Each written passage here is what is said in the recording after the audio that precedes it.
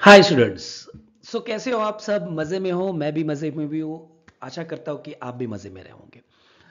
तो इस वीडियो में हम देखते हैं कि कुछ FAQs ऑन एग्जाम्शंस, कुछ FAQs on the salary income and house property income. House property income पे FAQs बहुत कम है, but the exemptions and the salary पे ज्यादा है। ज्यादा मतलब इतना भी नहीं है, 20 मिनट्स में वीडियो ये खत्म भी हो सकता है आपका। तो यहां पे देखिए कि present section of 10 of income tax act 1961। आपने देखा होगा कि जब सेक्शन 10 की बात आती है तो वहां पे बहुत सारे एग्जाम्शंस लिखे थे। सेक्शन 10 में आपको बहुत मतलब ज्यादातर हम यूटिलाइज किस पे करते हैं? तो सैलरी के रिलेटेड में देखोगे तो अब वहां पे आपको मिलेगा HRA का एग्जाम्शन मिलेगा, करेक्ट। फिर ऐसे भी कुछ एग्जाम्शंस अवेलेबल थे कि जो एक सेक्शन 10 में बहुत कुछ इंक्लूड थे। तो इसका मतलब क्या था कि हमें उस चैप्टर से इस चैप्टर को रिफर करना बहुत इंपॉर्टेंट था। मतलब सैलरी करना जाओगे तो आपको यहां पे आना पड़ेगा, सेक्शन 10 का भी रेफरेंस लेना पड़ेगा, करेक्ट। कैपिटल गेन के लिए भी कुछ बार सेक्शन 10 का कुछ जगह पे लेना पड़ता था, बट वो अभी बंद हो गया। बट ऐसे सिचुएशंस में तो क्या होता है ना, बहुत कुछ डिफिकल्टीज आ जाती। तो इसीलिए डायरेक्ट टैक्स कोड में यही चीज लिखी गई है कि ये रेक्टिफाई मतलब ये वन प्लेस पे कैसे लेके आए। तो जो प्रेजेंट सिनारियो है सेक्शन 10 का वो मैं पहले बता देता हूं। वहां पे देखिए, there are around 140 clauses in the said section 10। कितने?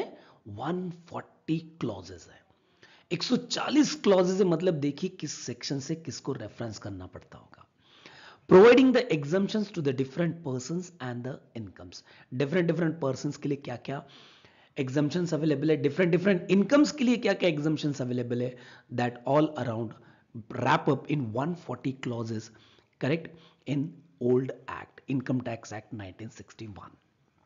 Again, section 10 evolved into the present shape with the changes being made in a different years, either provide exemption to the class of the person or class of the income and their withdrawal as the case may be. तो ऐसा था कुछ person के लिए exemption क्या available है, कुछ income के लिए क्या अवेलेबल है और उसके कंडीशंस।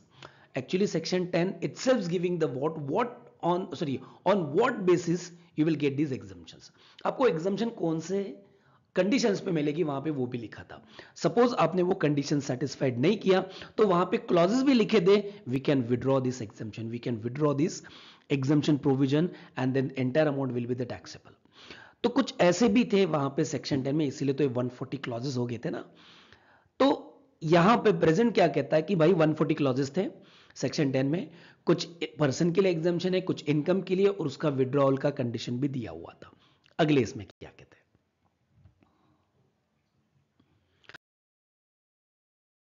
तो आइए यहां पे लिखते हैं कि what are the difficulties in comprehending the existing provisions. So difficulties क्या आ रही थी, तो देखिए, since the section 10 of income tax act 1961, उसमें लिखा गया था कि start with the opening sentences and different exemptions provided therein are in form of clauses। तो section 10 itself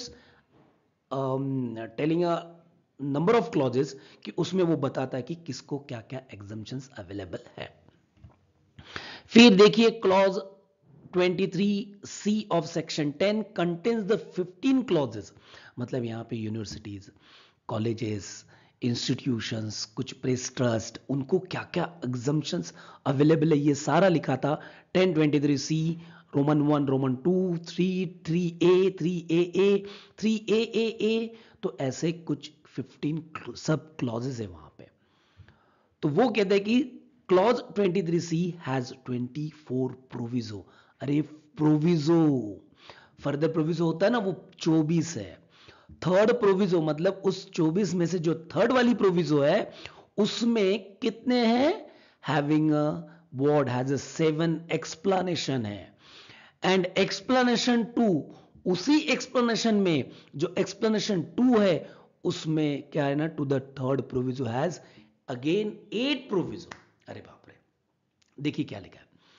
एक तो 23 में, 23C में सेक्शन 10 23C में 24 प्रोविजोज है। उस 24 प्रोविजन में थर्ड प्रोविजन में 7 क्या है, एक्सप्लेनेशन है। उस 7 एक्सप्लेनेशन में एक्सप्लेनेशन 2 में क्या लिखा है, थर्ड प्रोविजो लिखा है। उस थर्ड प्रोविजो में अगेन क्या है, 8 प्रोविजो है। तो इतना बड़ा सेक्शन है, कितने कितने रेफरेंस लोगे आप, डिफिकल्टी होगी ना। सो कैसे था ना, ये एक के साथ एक, अंदर अंदर ही अंदर, अंदर ही अंदर, अंदर ही अंदर, वो क्या था ना, एक मैट्रिक्स जैसा था वो सारा चीजें। करेक्ट। तो यही वो रिमूव करना चाहते थे, यही वो रेक्टिफाई, वही वो सिंप्लीफाइड करना चाहते। तो वो उन्होंने सिंप्लीफाइड वर्जन कैसे किया। तो यहां तक थे, तो यहां मतलब यहां तक, इस पेज पर तक हम किस पे थे मालूम है, कि एग्जिस्टिंग प्रोविजंस क्या कहता था। आगे,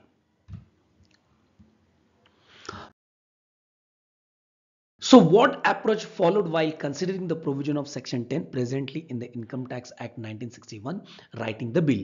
So वो कहते कि if we are introducing the newly one section 10, तो उसको कैसे इंट्रोड्यूस करोगे इन the bill, direct tax code में नया जो बिल है 25 में, वो कैसे होगा। तो देखिए उसमें क्या लिखा है, steps. All the provisions related to the exemption have been drafted in the 6 different schedules related to the specific category of the taxpayer and the mentioned below. तो 6 शेड्यूल में बटा गया है। तो नया वाला सेक्शन, नए बिल में सेक्शन कितना है, सेक्शन 10, 6 डिफरेंट शेड्यूल्स में बांटा गया। तो क्या है ना, दिमाग में रहेगा कि यार ये शेड्यूल्स, ये नंबर 1 का जो शेड्यूल है वो इसके लिए एप्लीकेबल है, वो उसके लिए एप्लीकेबल है। तो आपको अंडर वन रूफ सारी प्रोविजन मिल जाएगी ना।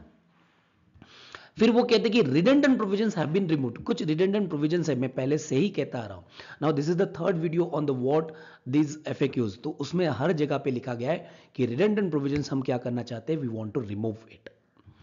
उसके बाद वो कहते हैं कि income eligible for exemption, eligible person and applicable conditions have been provided in the different columns of the table under the each of this schedule for the purpose of ease of understanding। तो मैंने मतलब उन्होंने क्या लिखा है कि person, उस person के लिए क्या एलिजिबल एग्जम्पशंस है, उसके बाद उसकी एप्लीकेबल कंडीशंस क्या है, वो सारी टेबल में लिखी गई है। तो मतलब आपको टेबल ढूंढना है, उस टेबल में से पर्सन को ढूंढना है। चलो मान लीजिए नॉन रेसिडेंट के लिए क्या एग्जाम्पशंस अवेलेबल है, तो नॉन रेसिडेंट को ढूंढिए, वहां पे उसको कौन से एग्जाम्पशंस अवेलेबल है, उसके कंडीशंस क्या है, everything is given under that table. Correct. आगे, तो उसके according all the clauses of the section 10 have been placed in the 6 different schedule as follows. तो यहां पे देखिए कि 6 डिफरेंट शेड्यूल्स क्या क्या रहेंगे। तो पहला वाला जो आपको यहां पे 4 जो स्लॉट आपको मिल रहा है, एंड दैट स्लॉट, पहला वाला देखो जैसे लगता है आपको कि वो पैज होता है ना, पैज अच्छी तरह से बाहर आ रहा है, कल्टिवेट हो रहा है। तो यहां पे देखिए क्या लिखा है, schedule 2 income such as agriculture income. Schedule 2 के साथ स्टार्ट होता है इनकम, मतलब the entire provisions regarding to the agriculture income. Then Schedule 3 is certain eligible persons for exemption such as partners of firms HUF। मतलब partner को जो profit मिलता है, तो वहां पे सेक्शन 10 का ही इंक्लूड होता है कि पार्टनर को जो प्रॉफिट मिलता है वो प्रॉफिट ऑलरेडी टैक्सेबल हो जाता है पार्टनरशिप फर्म के लिए, तो वो अगेन टैक्सेबल नहीं होता। तो वो सारी चीजें शेड्यूल 3 में लिखी गई है। Schedule 4 is talking about the exemptions available to the non resident. Then Schedule 5 is talking about the exemptions to the business, trust, wealth of fund, souvenir wealth of fund. So all these are what, 2, 3, 4, 5. Now next.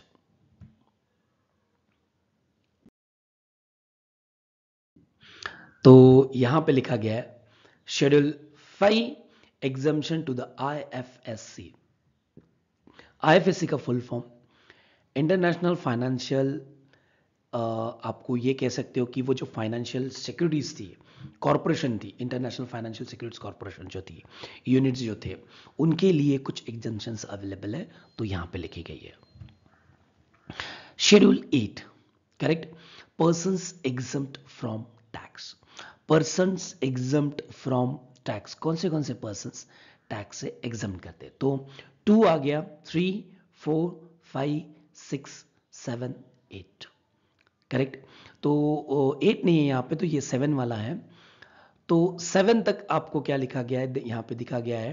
तो 2, 3, 4, 5, 6, 7, so these are the 6 schedules. उसमें आपका entirely section 10 fit किया गया है। तो आपको सिर्फ ढूंढना है कि वो नॉन रेजिडेंट है या आईएफएससी यूनिट्स है या एग्रीकल्चर इनकम है, तो आपको वो एक ही शेड्यूल में सारी चीजें मिल जाएगी।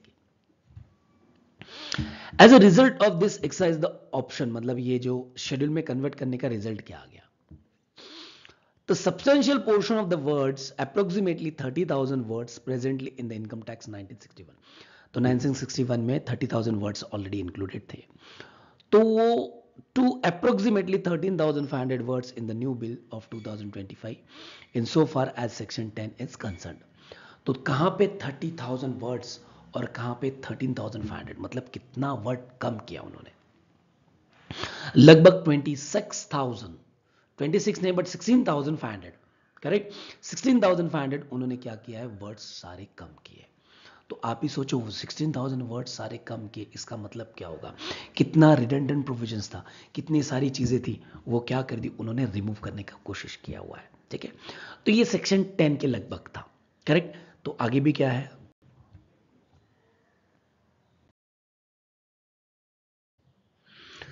तो यहां पे देखिए, they said that the how are the complexity propose to be reduce by the bill.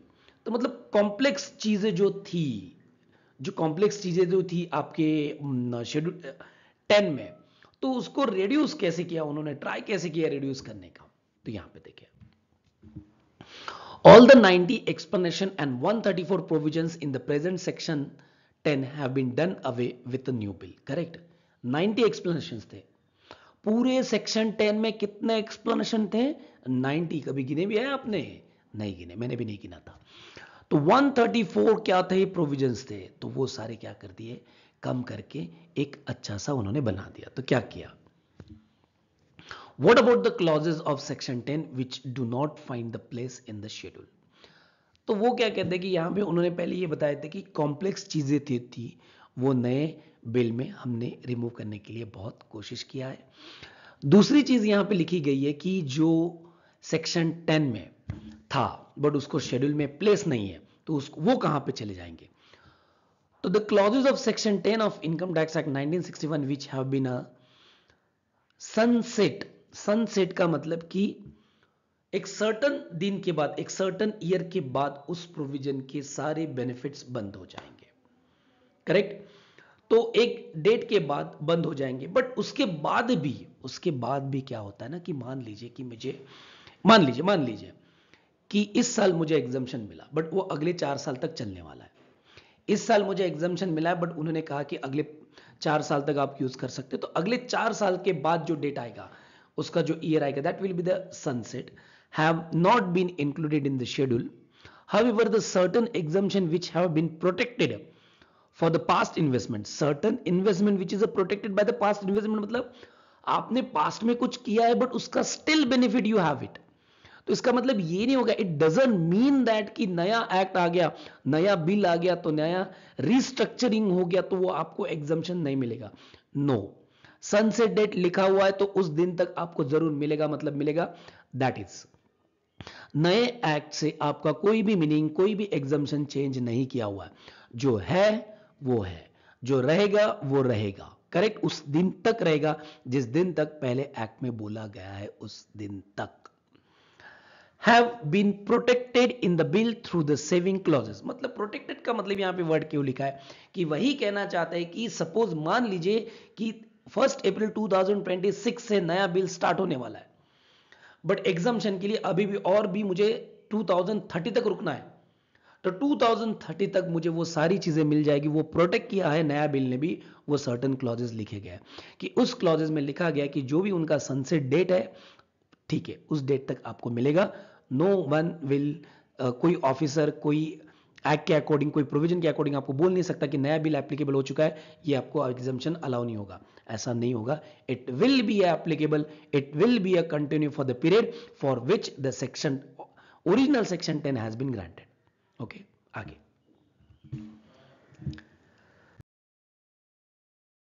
तो यहां पे देखो सैलरी एंड हाउस प्रॉपर्टी का आ गया, देखो घर भी आ गया, देखो सैलरी वाले अपने एम्प्लॉयज भी आ गए, तो उनके लिए क्या लिखा है, सैलरी के प्रोविजंस में क्या लिखा है, तो देखो ज्यादा कुछ नहीं है। The key changes summarise in the table below, कुछ चीजें हैं जो समराइज की है रिडक्शन ऑफ वर्ड, सैलरी में बहुत कुछ ऐसा था, तो number of words has been reduced from 4401 to 3420, the part of salary, correct, and from 1658 to 11177 from the part of the income house property. Salary के कुछ वर्ड्स कम किए, हाउस प्रॉपर्टी के कुछ वर्ड्स कम किए गए. सैलरी के पहले थे 4401, अभी हो गया 3420 वर्ड्स. सैलरी के पहले थे 1658, अभी हो गया 1177. आगे, all the provisions related to the salary are brought under the one part of the salary.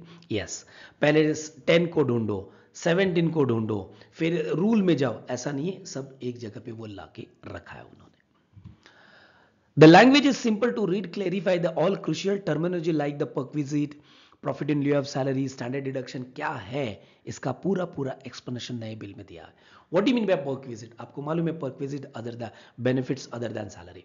Profit and लिeu of salary भी वैसी है, benefits other than salary. But exactly what is the difference between the perquisite and profit and लिeu of salary? Entire suggestions, entire terminologies is clarifying in what new bill. The legal and technical jargons have been minimized and the provision like perquisite have been rewritten in the most structured and the clear manner. कुछ perquisite ऐसे दे, for example rent free accommodation, education facilities, loan facilities, sweat equity shares and the car facilities, बहुत scattered format में था ये.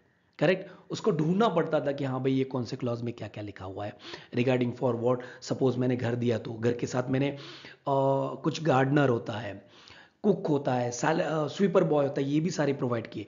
Electricity bill आपका पे किया है तो उसका क्या, उसके calculations already given in the old act, but new act में उसको क्लियरली एंड न्यूली स्ट्रक्चर्ड किया है इन वेरी समराइज मैनर.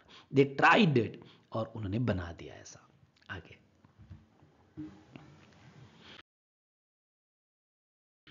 फिर यहां पे पार्ट आता है कि क्या, एक लास्ट वाला, some of the provisions have been taken to the rules and the redundant and repetitive provisions have been removed for the better readability.